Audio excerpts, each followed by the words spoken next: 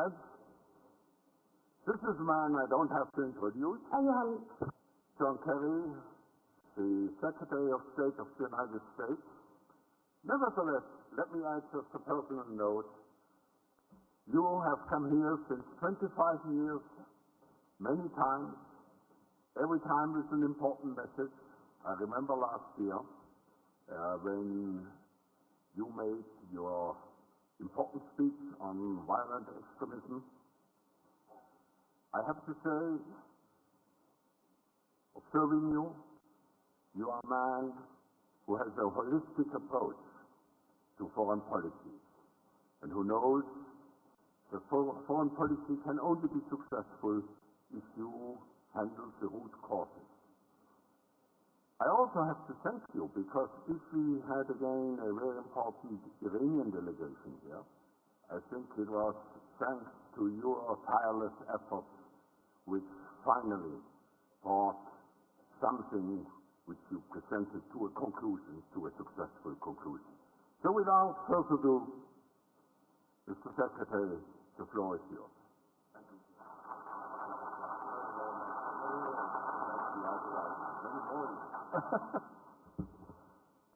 Klaus, thank you very, very much. Hello, everybody. Good morning to you. Klaus, first of all, thank you for your very warm, generous introduction. I especially want to thank you for your superb leadership of the World Economic Forum for many years. As you said, it's been my honor to come here. This may have been the hardest trip of all. I was looking up at the mountain, fresh snow, and I saw those beautiful powder tracks carved up there. And I said, none of them were done by me. I feel somewhat deprived. And a moment ago, I had the luxury in the room out there of meeting your panelists from the last session, those of you who were here for it. I was very gratified to meet the Grand Mufti and the Ayatollah. And we had a great conversation for a few minutes, one that I want to follow up on. And I think that for sure, we need more and more conversations like that.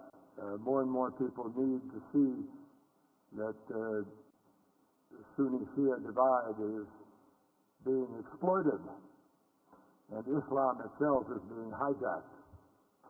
So, a great privilege to talk with both of those courageous spokespeople for the true Islam and for reconciliation and peace. I want to tell you that it is genuinely good to be back in Davos. Been here a long time. I'll just share a really quick personal story. I came here.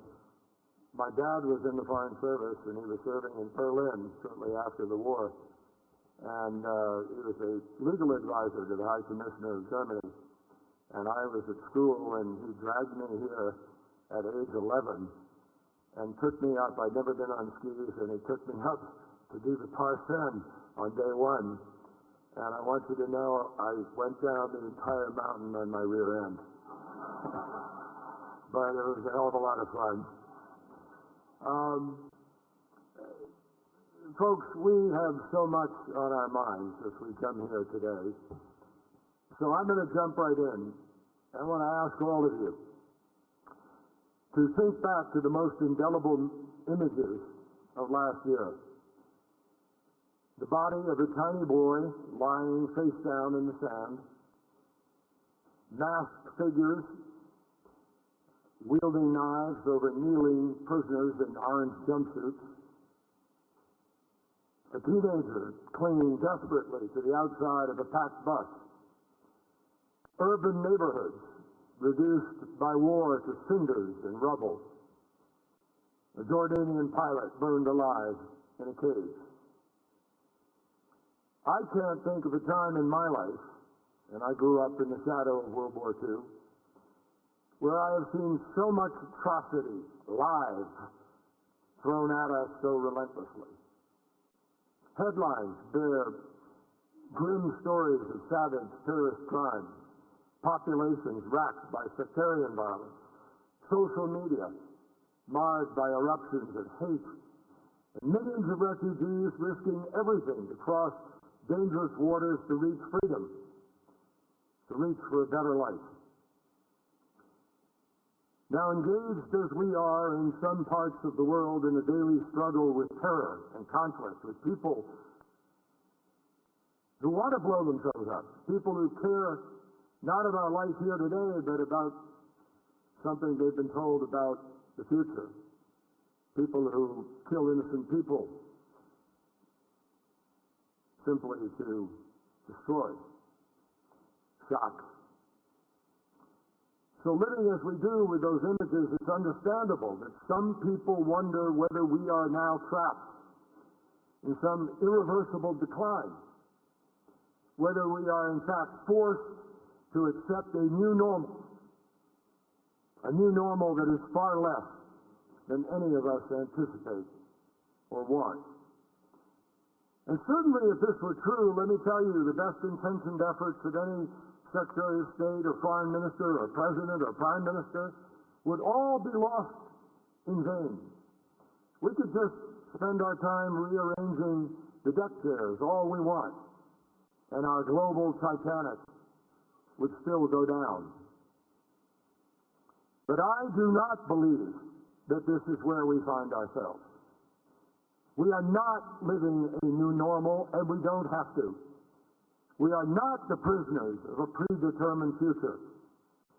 To me, the frustrations that we feel are definitely not the sign of a weakness. In fact, I believe that our commitment to address the challenges that we face is, in fact, the most reassuring strength. People don't fly to Davos to celebrate the status quo. None of you are here for that. You've come here to change the world for the better and to define the future. Now, obviously, that is not to say that we don't face real and immediate challenges. Of course we do. When has any generation not been tested? This moment is particularly defined by narrow tribalism, by aggressive nationalism, and even by medieval thinking that reminds us of a distant and bloody past. And we feel the anguish of the displaced and the international homeless. And from all of this and more, I believe that everyone here, and I've felt this just in the 2 days I've been here, the conversations I've had, that's what Davos provides, an opportunity to really put your fingers on the pulse of the world. And that pulse tells me that everyone here senses a call to action and, in fact, welcomes our shared duty to respond. But I don't believe that the road ahead should be defined by the Cassandras who see only turmoil and challenge. Frankly, they are missing much of the positive change occurring in the world. I know media automatically, because of the competition of the media and the 24/7 nature of the media, finds a self-selecting audience to a certain degree and does it by exploiting some of the worst of what we see. Good stories just don't sell as bad as the conflict. But the fact is, change is occurring in our world for the better. And it is occurring faster, moving faster than perhaps ever before. Between 1990 and 2015, the rate of child mortality fell by over one-half. Life expectancy and the number of boys and girls attending primary school in developing countries has increased dramatically. In 2001, there were less than 1 million kids going to school in Afghanistan, and all of them were boys. Today, there are almost 8 million kids going to school, and about 40 to 45% of them are girls. Change. More than 2.5 billion people have gained access to clean water in the last years. And the number of people living in extreme poverty has declined by more than one-half. Success stories like these are really just the tip of the iceberg. Measure it. It wasn't so long ago that we saw a rapidly growing nuclear program that Klaus referred to. in which Iran was only months away from having enough weapons-grade uranium to build 10 to 12 bombs. We were on the cusp of confrontation, believe me. I can't tell you how many leaders, when I traveled through certain areas, said, you have to bomb it. That's the way you will solve this problem. Now, because of the Joint Comprehensive Plan of Action, whose implementation we formally certified this past weekend, Iran's path to building a bomb has been closed off. And an additional source of danger in the Middle East has been removed. Believe me, President Obama understood that he would be criticized by some for reaching out to Iran, but he also knew that we were on a collision course. And Iran itself was on a collision course with the international community that in all likelihood, without diplomacy, would have ended in war. 2 years ago, when our formal negotiations began, Iran's nuclear activities had already grown from a few hundred centrifuges in the years 2000 to more than 19,000. Iran was ready to commission, almost months away from commissioning, a heavy water reactor that was able to produce enough weapons-grade plutonium for a bomb or two a year. And Iran already had a large and rapidly growing stockpile of enriched uranium.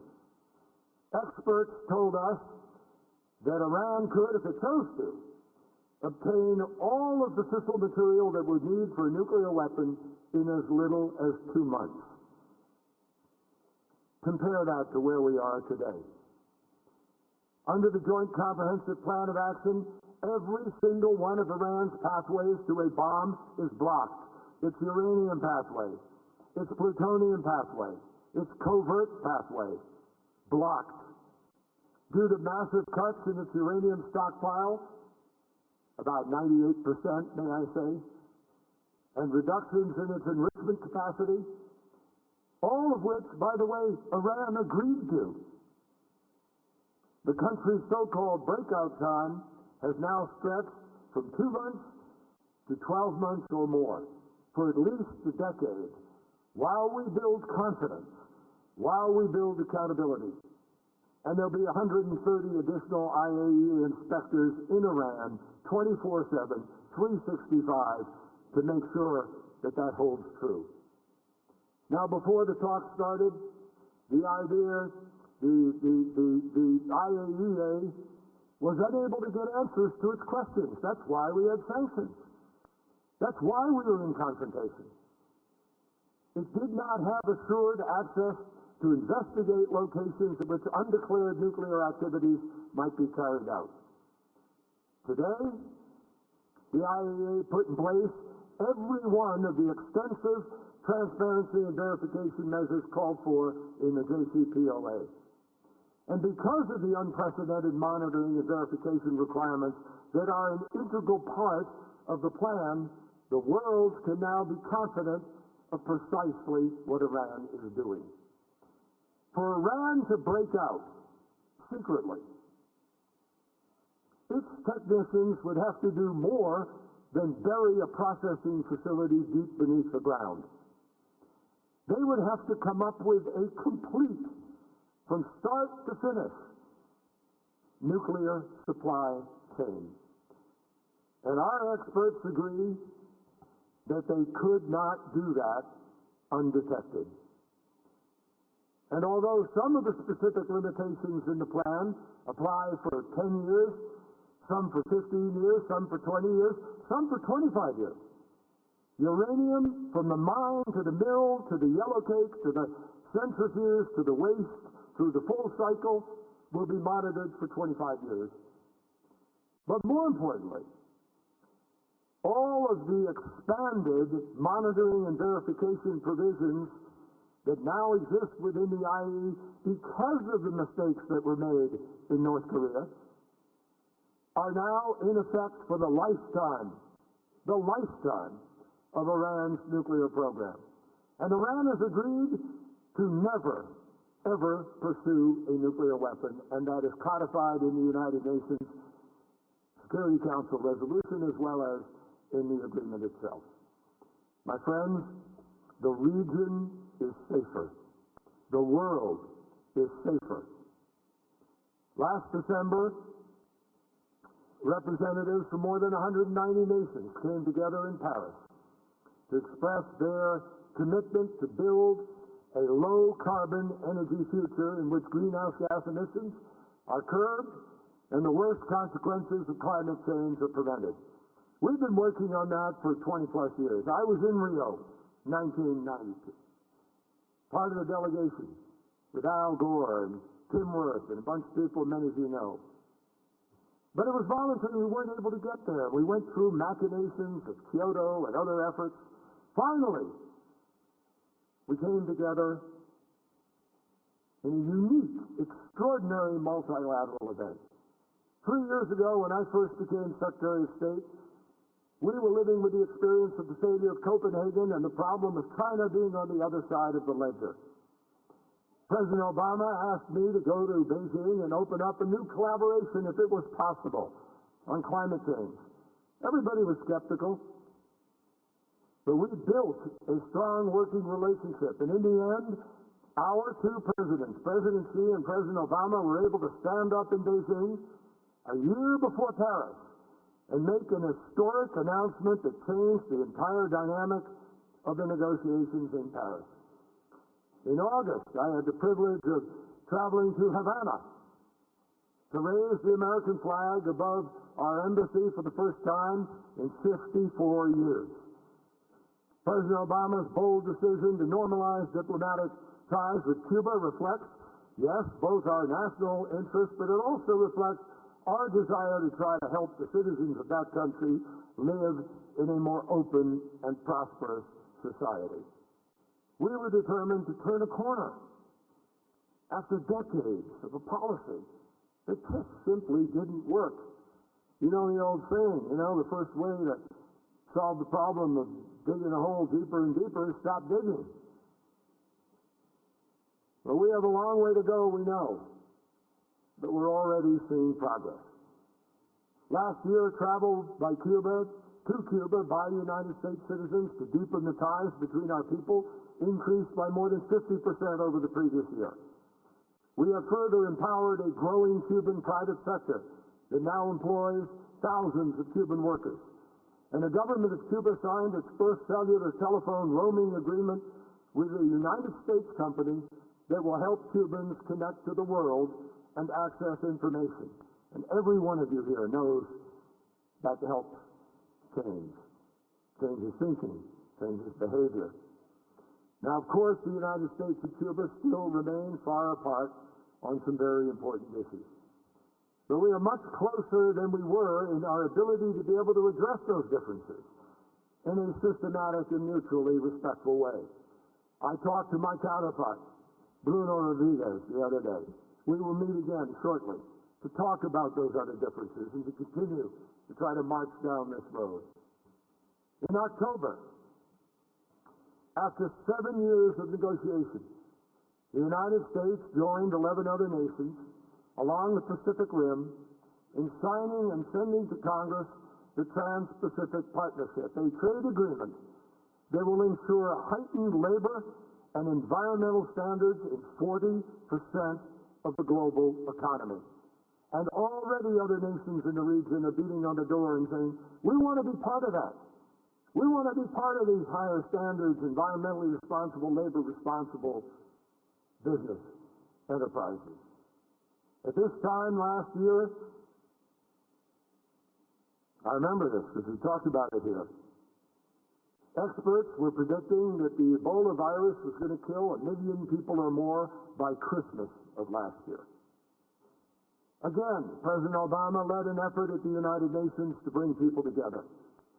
He took the risky decision without knowing all of the consequences and all of what was happening, but on the basis of our healthcare expert advice, we sent several thousand American troops and put them on the ground to build the capacity to be able to respond to this crisis. And together with partners around the world, France, Great Britain particularly, but China, Japan, others, all joined in. We built a broad coalition of actors to educate the public, isolate the stricken, and stop the spread of the virus, spelling the difference between life and death for hundreds of thousands of people.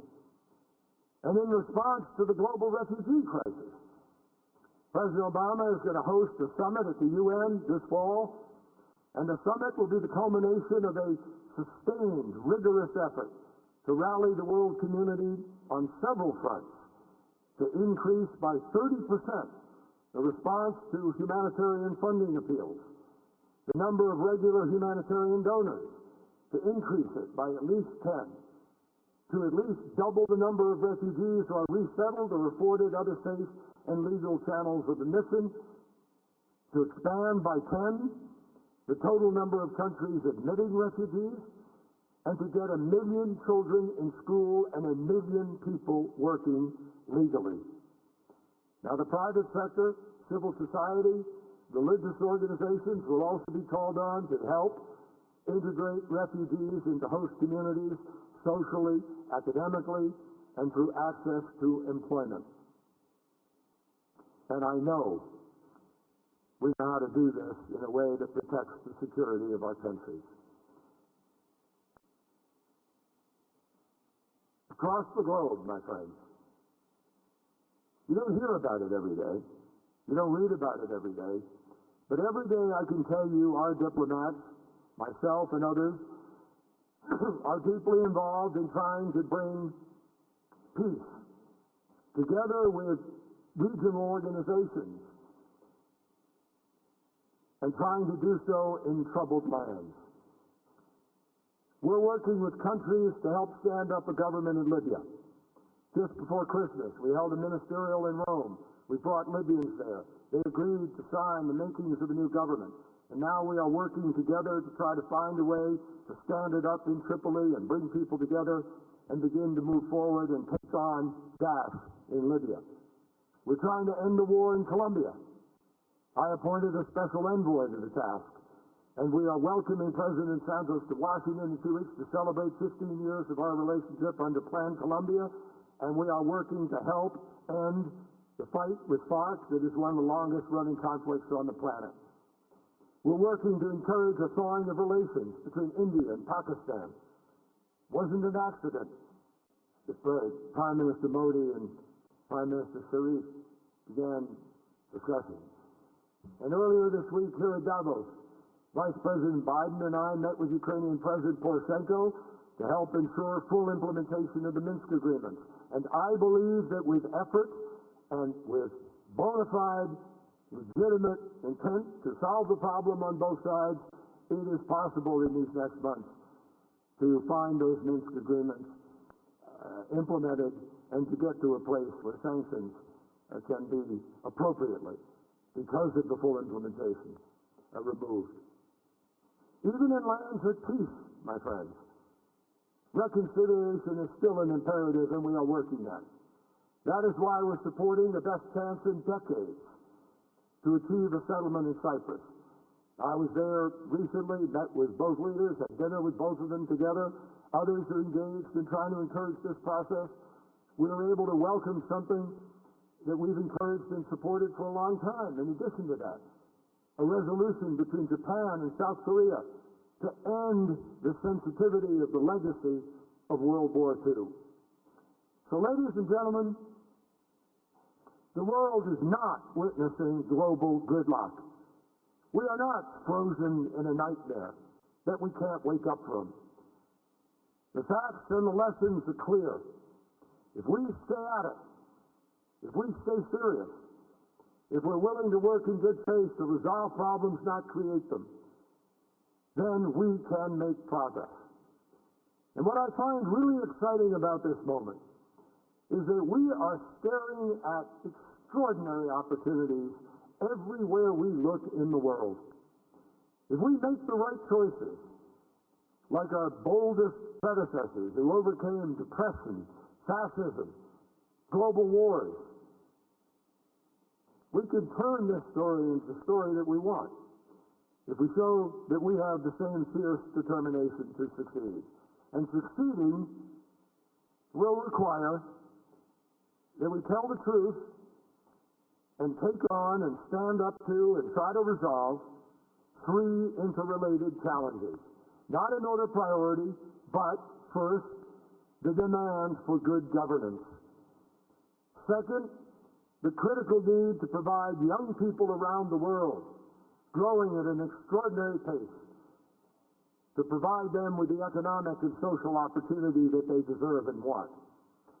And third, to win the campaign against the great exploiters and liars and criminals who literally steal a great religion, to win the campaign against violent extremism. So start for a moment, now run through them quickly with the challenge of governance.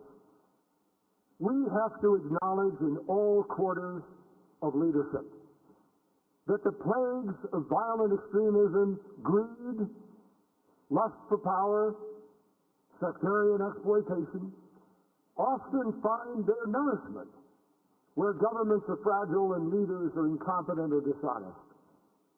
And that is why the quality of governance is no longer just a domestic concern. And I say to all of you who are business people who engage in the politics of one country or another and support people in them, you need to demand accountability from those potential leaders or existing leaders. In Ukraine, under the previous regime, official venality and greed triggered an international crisis. In Syria, Assad was unwilling to respond to the legitimate concerns of young people who came out in the streets to demonstrate for opportunity, for jobs, for education. And when their parents were upset that they'd been met with thugs, the parents went out and demonstrated on behalf of their kids, and they were met with guns and bullets. Assad turned on his own people with a brutality delivered the largest humanitarian disaster of our times, literally employing the long-forbidden weapon of mass destruction, gas, outlawed in World War I, employing it against his own people. In Libya and Yemen, the absence of effective governance fuels regional strife. In Burundi, disrespect for the Constitution has spawned an outbreak of violence. In far too many countries, just plain rank corruption has generated such powerful headwinds that local economies have to expend all of their energy just to tread water. Now, obviously, corruption is not a new problem. Every nation has faced it at one time or another in its development. America's own founding fathers knew the threat of corruption all too well, warning of the dangers that it posed to democratic governance. But today, corruption has grown at an alarming pace and threatens global growth, global stability, and indeed the global future.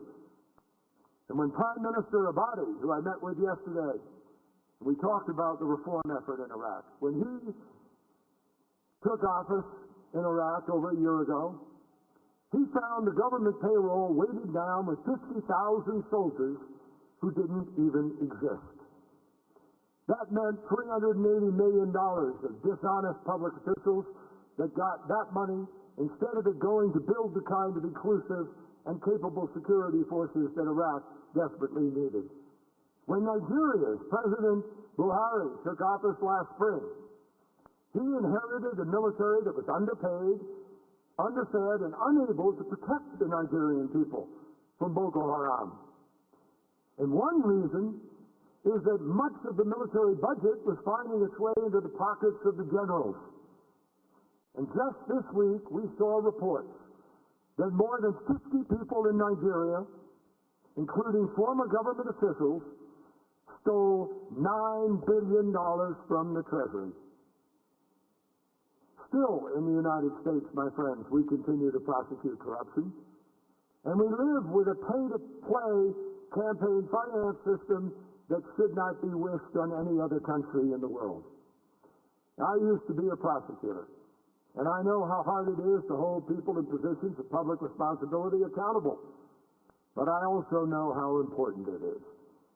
The fact is, there is nothing, absolutely nothing more demoralizing, more destructive, more disempowering to any citizen than the belief that the system is rigged against them and that people in positions of power are, to use a diplomatic term of art, crooks who are stealing the future of their own people. And by the way, depositing their ill-gotten gains in ostensibly legitimate financial institutions around the world. Corruption is a social danger because it feeds organized crime. It destroys nation states. It imperils opportunities, particularly for women and girls. It facilitates environmental degradation, contributes to human trafficking, and undermines whole communities. It destroys the future. Corruption is a radicalizer because it destroys faith in legitimate authority. It opens up a vacuum which allows the predators to move in. And no one knows that better than the violent extremist groups who regularly use corruption as a recruitment tool. Corruption is an opportunity destroyer because it discourages honest and accountable investment. It makes businesses more expensive to operate. It drives up the cost of public services for local taxpayers, and it turns a nation's entire budget into a feeding trough for the privileged few. And that is why it is imperative that the business community of the world starts to demand a different standard of behavior. That we deepen the fight against corruption, making it a first-order national security priority. It's why we are now providing technical assistance to more than 25 countries to build online business registration sites, which helps to reduce red tape and opportunities for graft, for the bribery necessary to get the permit, to get the local zoning, to get the land, to get the go-ahead. It's why we're expanding our law enforcement programs that send judges overseas to share best practices. And it's why the U.S. Department of Justice has successfully returned $143 million since 2004 and is litigating now more than $1 billion worth of stolen assets. It's why we are working with businesses to spur reform and civil society groups whose investigative work on the ground is vital to strong law enforcement and justice. And it's why we are developing stronger intelligence on kleptocrats and their networks, on those who were using targeted economic sanctions and visa restrictions to deny bad actors the profits from graft. All told, corruption costs the global economy, global GDP, more than $1 trillion a year and costs the global economy on an international basis about $2.6 trillion. Imagine the difference that would make to all those kids under the age of 30, 60% in some countries, yearning for jobs and opportunity, for electricity, for education. This corruption complicates, I assure you, every single security, diplomatic, and social priority of the government of the United States and other governments who are trying to help countries in the world. And this, in and of itself, creates tension, instability, and a perfect playing field for predators. It is simply stunning to me. I head up the interagency task force of the all-government effort of the United States to deal with human trafficking. It is simply stunning that in the year 2016, more than 20 million, some estimate 27 million people, are the victims of modern-day slavery in what has become a $150 billion illicit human trafficking industry. New York Times recently had a compelling story on its front page. A young Cambodian boy seduced into leaving this country, going to Thailand, believing he'd be part of a construction company, and he wound up at sea for 2 years with a shackle around his neck as a slave for illegal fishing. Those numbers should shock the conscience of every person around into action. Because although money is legitimately and always will be used for many things. It shouldn't be hard for us to agree that in the 21st century, we should never, ever, ever allow a price tag to be attached to the freedom of another human being. The bottom line is that it is everybody's responsibility to condemn and expose corruption, to hold perpetrators accountable, and to replace a culture of corruption that has changed the way in which people accept the standards that the world long ago adopted, whether in Basel banking standards or in the universal standards of behavior or human rights, and it replaces malfeasance with a standard that expects honesty as a regular way of doing business. Never forget, the impact of corruption touches everyone. Businesses, the private sector, every citizen, we all pay for it. So we have to wage this fight collectively, not reluctantly, but wholeheartedly, by embracing standards that make corruption the exception and not the norm. Now, the same emphasis on excellence and openness also needs to define our approach to the second challenge, and that's meeting the demands of booming youth populations for economic opportunity. In Africa, as we sit here today in Davos, pretty special place, there are 700 million people under the age of 30. All of them are seeking opportunity, but they're also seeking dignity and respect. And most of them nowadays have a smartphone. On the other side, we see these people in touch with the world. We know all too well that there are extremists out there who are totally ready, not even ready, they count on this. They rely on malfeasance and misfeasance and corruption, because they come at these guys in an organized fashion to seduce them into accepting a dead-end future. It's not just the lack of jobs and opportunity that gives an extremist the opening for recruitment. They're just as content to see corruption and oligarchy and resource exploitation fill the vacuum, because it may look like economic growth on paper, but it is another way to build frustration and indignity and then seize on the anger of those young people who are denied real opportunity and turn them into the radical religious extremists of today. Here again, my friends, we cannot afford business as usual. We're not going to win the battle for the minds of those 700 million kids unless they can go to school. And millions of them need to go to school tomorrow, not 10 years from now. A kid 10 years old now is going to be 20 in 10 years. What are they going to do?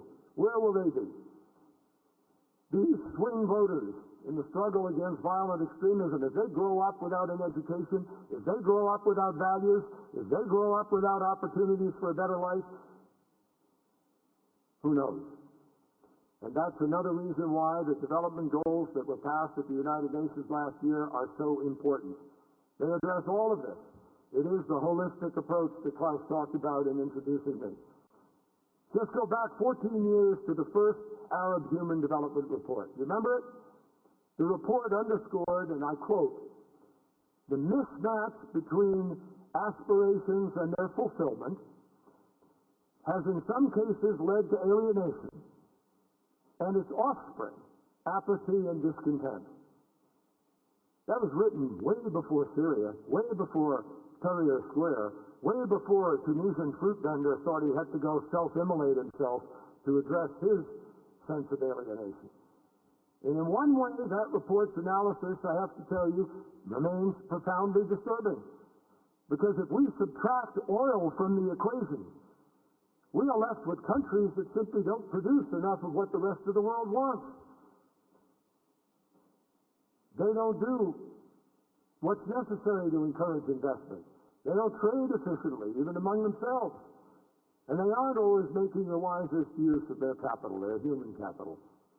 Only about 1 woman in 4 participates in the economy, and youth unemployment is at 25%.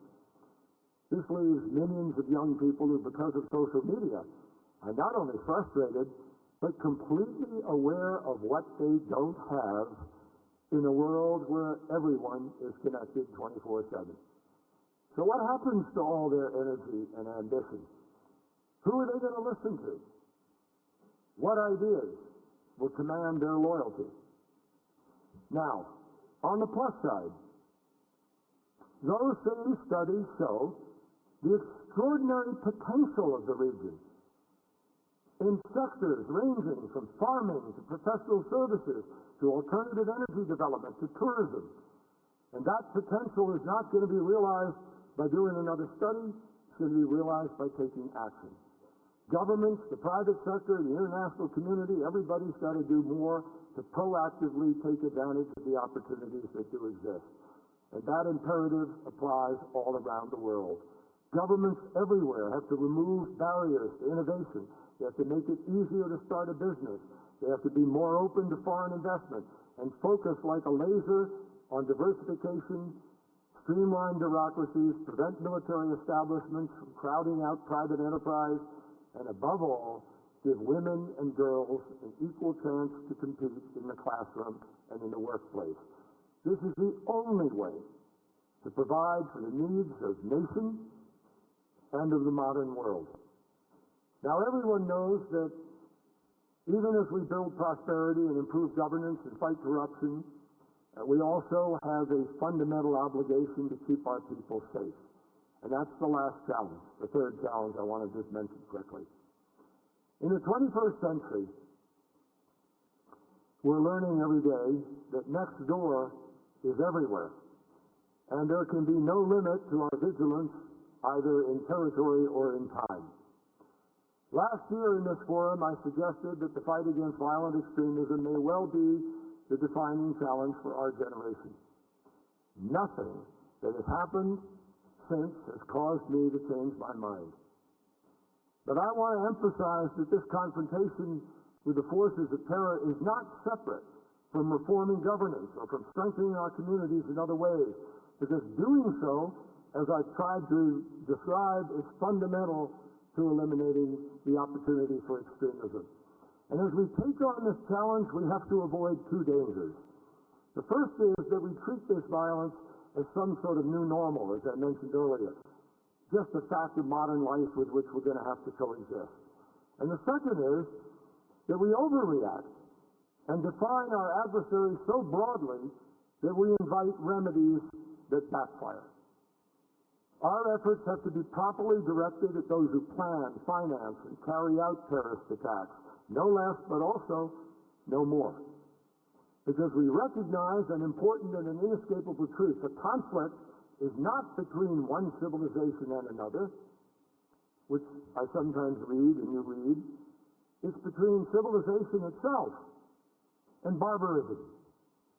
Every day begins, remarkable examples are brought to us of civility fighting back.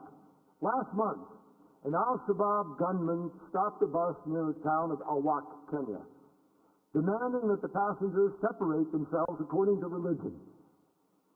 Instead, the Muslims shared their headscarves with the Christians to conceal their identity. And one Muslim passenger said simply, "We stuck together tightly. The militants told us they would shoot us, but we still refused and protected our brothers and sisters." Finally, the terrorists gave up and left. In June, a group affiliated with Daesh attacked one of the oldest Shiite mosques in Kuwait. 27 worshippers lost their lives. The attack's purpose was to sow hatred between Sunni and Shia Muslims. Instead, Kuwait's Sunni leaders urged their followers to pray at Shiite mosques. 35,000 people attended the funeral for the victims. The government vowed to rebuild the mosque, and a Sunni business leader stood up and offered to do the job for free. The truth is that for every act of terrorism, there are a multitude of efforts to promote interreligious respect and pluralism. In Kenya, an organization called Sisters Without Borders is striving to prevent radicalization of young people. In the Central African Republic, in Nigeria, Christian and Muslim leaders have joined ranks to ease sectarian tensions. In Norway, more than 1,000 Muslims formed a human chain around the synagogue to condemn extremist threats against Jews. In London, Orthodox Jews formed street patrols to shield Muslim neighbors from hate crimes. In country after country, citizens of all backgrounds have responded to deadly attacks by showing that we will not be intimidated, we will not be split apart, and we will not be provoked into abandoning our values. Just last month, when the leader of Daesh asked Muslims everywhere to wise up and join the cause, Muslims responded on Twitter, "Sorry, but I'm watching Star Wars." And sorry, I'm too busy being part of a civilized and functioning society. Some terrorists say that the greatest advantage they have, or some people say of the terrorists that the greatest advantage they have, is that they have the dedication of fighters who are willing to blow themselves up. But the truth, our advantage is we would never ask anyone to blow themselves up. The terrorists drive people apart. We want people and nations to come together, and they are. Governments in Niger and Chad are helping Nigeria to fight Boko Haram. The African Union is coordinating with Somalia to oppose al-Shabaab. And the International Coalition to counter Daesh now has 65 members and is making steady gains. And that coalition is something that the world has never seen before. Its members are drawn from every corner of the globe. They're engaged along multiple lines of effort. Some are training or equipping Iraqi armed forces. Some are blocking Daesh's money. Some are countering the terrorist propaganda. All are trying to stop the recruitment of foreign fighters. And much of the leadership within the coalition has come from Arab states. Because no one knows better than they how high the stakes are and how to best win the battle of public opinion. I'll just tell you quickly that since coming together 16 months ago, the coalition has launched almost 10,000 airstrikes. We've shown how effective a combination of coalition air support and ground action by local partners can be. We are eliminating terrorist leaders. We're hammering their oil wells, cash collection centers, refineries. We are closing in on the full control of the Turkey-Syria border. We have seized major portions of the strategic highway between Daesh's two remaining strongholds, Mosul and Raqqa.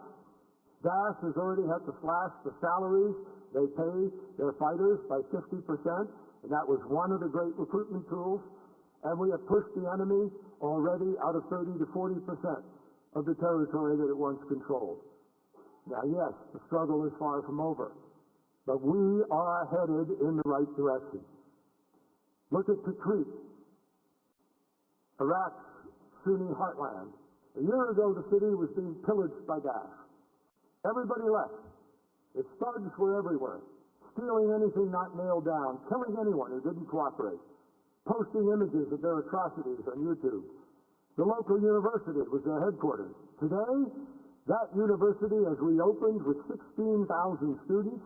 90% of Tikrit's population has returned, and Daesh is nowhere to be seen. Then there's Ramadi, the capital of Anbar province. Last May, it fell to the terrorists. A searing moment. Iraq's prime minister immediately vowed to put together a plan to retake it, and now, after months of training, clearing away explosives, sending off snipers, and sustaining more than 1,000 of Iraq's forces as casualties, they have reclaimed the heart of the city, and Iraqi security forces, with our support, are on the march to retake all of Anbar province. Each day, we're learning more about what works, and each day, we are intensifying the pressure on Daesh. Now, we've known from the moment that we started that this international coalition's success was going to take years. I said that here a year ago. I said it when we formed the coalition. So we have been consistent. But now we are consistently achieving our goals and making progress. In the end, mark my words, Daesh will be defeated. and the progress that we have made toward that end is undeniable. Our operational tempo is accelerating, the support of our allies is broadening, our partners on the ground are becoming stronger, and the terrorists never know what might hit them or from where. Now, I close by saying to you that nothing in the end would do more to terminate the threat of gas than obviously to negotiate an end to the war in Syria. And that is precisely what we are trying to do. Achieving it will not be easy. It isn't already. But we've taken important first steps. We've assembled a 20-member support group that includes every major country with a direct stake in Syria, including Saudi Arabia, Turkey, and Iran, and Russia. We've all been together at the same table. Second, we've agreed on a list of principles endorsed by the UN Security Council pointing the way toward the kind of stable, sovereign, inclusive, and non-sectarian Syria that we all seek. And third, we've set in motion a plan for direct negotiations between the government and the opposition, soon hopefully to begin in Geneva, to try to find the political settlement that everybody says is the only way ultimately to end the war. We're trying to find a political transition and internationally supervised elections, and we have agreed on a timetable for taking these steps so the process is not allowed to drag on endlessly. That's the outline, and now it has to be implemented. Now, many obstacles remain, but there are also compelling reasons why this initiative is so important. Every country in the region opposes gas, and even governments that disagree with each other on other issues acknowledge that the war has to end and a diplomatic solution has to be found. No one has more incentive to do that than the Syrians themselves to try to write a new chapter in their history. As usual, as we gather here in Davos in 2016, it's obvious from my comments and your own discussions and everything we know about the world today, we face gigantic challenges. But please, we should remember that compared to any earlier generation, we have tremendous advantages. A child today is more likely than ever before in history to be born healthy, more likely to be adequately fed, more likely to get the necessary vaccinations, more likely to attend school, and more likely to actually live a long life. Individuals and companies around the world thrive on new technologies that have made possible incredible breakthroughs in communications, education, healthcare, and economic growth. And Klaus has designated the work of these days in Davos to figure out how to harness the fourth iteration of the technology revolution. According to World Bank projections, the extreme poverty rate has fallen below 10% for the first time in history. Compared to 1987, when the World Economic Forum first met, the number of democracies has doubled, and the number of nuclear weapons has fallen by 2/3. All of this isn't because any one country did something, or because what governments alone have done. It's what happens when people, writ broadly, and faith-based groups, NGOs, governments, private sector, business, all come together valuing skills and valuing dignity, respect the rights of each other, and when they believe in the possibilities of progress, no matter how many setbacks are confronted along the way. That is really not a very complicated formula, folks. But it does give me a powerful sense of confidence about what we can achieve. By encouraging innovation, we can count on the individual ingenuity of people in our universities and laboratories, and yes, in basements and garages, to generate new ideas that will enable us to push back the boundaries of what is possible in energy, education, food security, health.